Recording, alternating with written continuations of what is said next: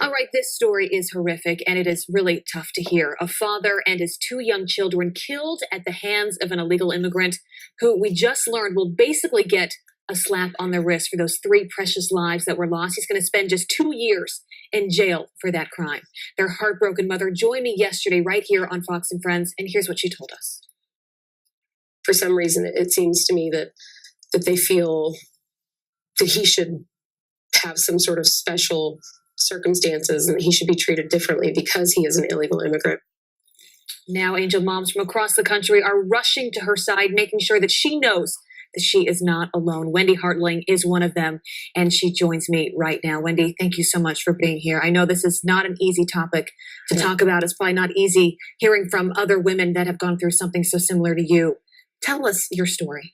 Casey and I were very close. She was a great, like, she called or texted me every single solitary day. Yes, and she and her sisters and her brother, they all miss her like crazy, and it was just so bizarre.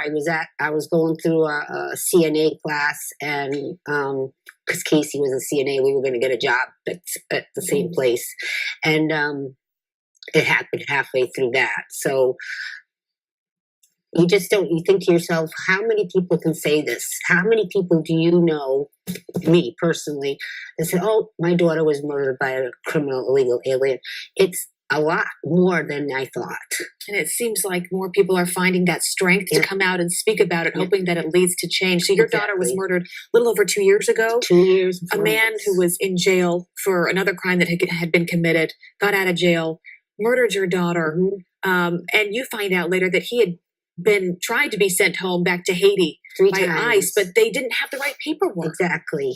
Exactly. And so that's got to be an issue that has to be fixed. If they're overworked, if there's too many people in ICE, if there's not enough people in ICE, to make sure these things don't happen again.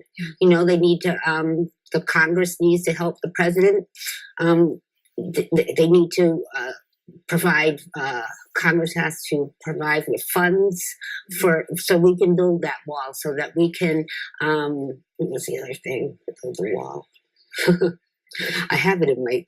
But also just get a better understanding of what all of you have gone through. Yes. I mean, I showed that clip of Courtney, who we had on yesterday, who lost most of her family. She lost her husband, a 4-year-old daughter, a 22-month-old son, and she's now fighting in her state for the legislation to be changed. And I asked her about that, and here's what she told us. Something needs to be done. The message needs to be put across to them that when you come to this country, you need to do it legally, because when they come here, all they're getting is they're committing crimes, they're getting a slap on the wrist, and they're going back to Mexico. Or they're going back to whatever country they came from. And they were here illegally, they were committing a crime, and they come here and they commit a larger crime and they get a slap on the wrist and they get to go home. So I want to see those laws enforced, and I want to see stricter punishment.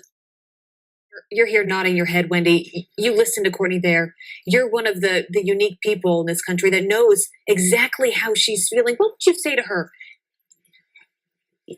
I would tell her what I learned. The first thing I learned is that you're never going to get over it.